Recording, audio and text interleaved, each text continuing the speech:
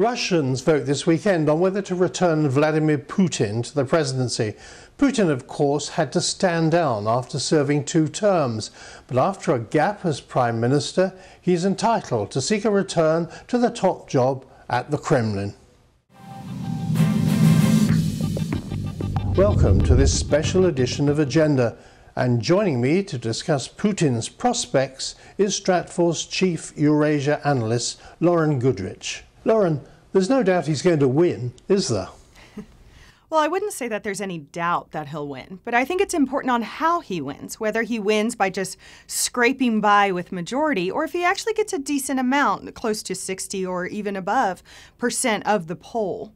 And the reason why this is important is that the Kremlin actually wants to get this wrapped up in the first round. They have so many agenda items that have been sitting on the back burner waiting for these elections to be over. And what are those agenda items? Well, there's quite a lot to get done, both on the domestic and the international fronts. Domestically, as soon as Putin locks in his 3rd presidency, he has to start answering the shift in the political and social landscape inside of Russia. He has to come up with a way to handle what Russia looks like domestically now instead of what it looked like when he was president before. Before he was able to rule Russia underneath just one consolidated, vertically integrated political system.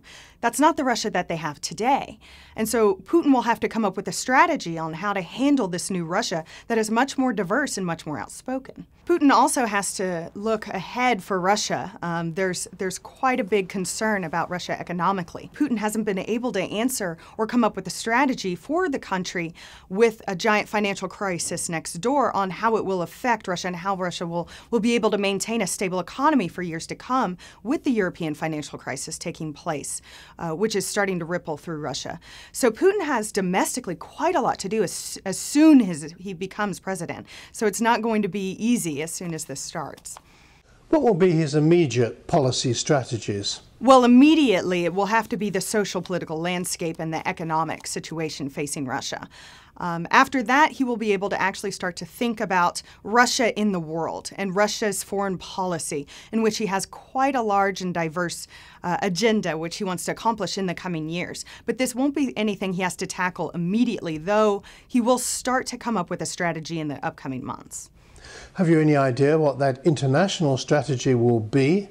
Well, internationally, Putin has quite a diverse agenda that he has planned for the next few years. The largest part of this will be to institutionalize Russia's control and influence within its former Soviet states. This will be in the implementation of the Eurasia Union in the coming years. It'll create an institution that looks very similar to what the Soviet Union used to look like, but for modern ages. So it won't be identically what the Soviet Union used to be. Next, it will be Russia countering U.S. influence within Eurasia. The first item on this agenda will be tackling the United States' stance on missile defense in Europe. But the deeper question will be the U.S. Support for the Central Europeans, which is the underlying issue underneath missile defense. This will feed into the rhetoric going into the Russia-NATO conference, which is scheduled for May. And then finally, it's going to be the overall concept of having the U.S. drive international policy and international agenda versus having Russia having a say on the international scene. Russia wants to have a say in issues ranging from Eurasia and Europe, but also in the Mideast, in East Asia, and Latin America.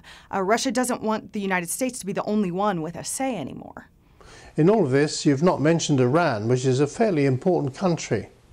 Iran is on the agenda, along with Syria. However, it's not as much about Russia wanting to support these 2 countries, but needing to support them in order to keep the U.S. focus out of Eurasia. The longer that the U.S. stays bogged down on issues concerning Iran and concerning Syria, the longer Russia has to consolidate its influence in the former Soviet states and keep U.S. focus out of Eurasia as a whole, whether that be Central Europe or the Caucasus. What countries, apart from the United States, will be most wary of the new Putin presidency? I would say the most wary would be the Central Europeans.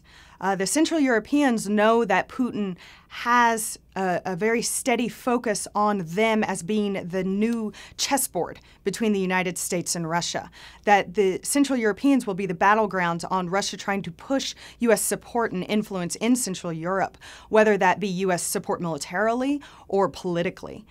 Putin has faced a lot of noisy demonstrations.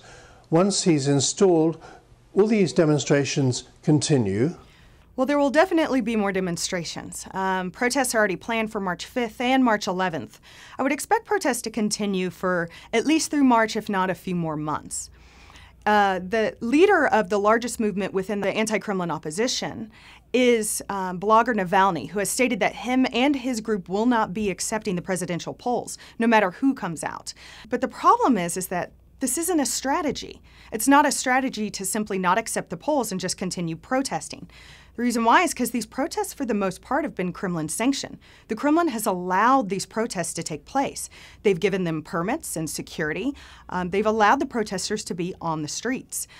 This isn't like a color revolution where you have thousands hitting the streets without the Kremlin allowing it. The Kremlin will continue to be tolerant of these protests. But the problem is that this isn't a strategy for the anti-Kremlin protest movement.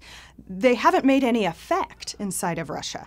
And so instead, they'll need to switch strategies. And instead of just protesting, they need to start becoming a legitimate political movement, meaning create political parties. You've been listening to Lauren Goodrich, Stratfor's chief Eurasia analyst. The results of the Russian election will become known from Sunday onwards. And of course, you can follow our analysis on Stratfor. Thanks very much for joining me, Colin Chapman, for this special edition. And until the next time, goodbye.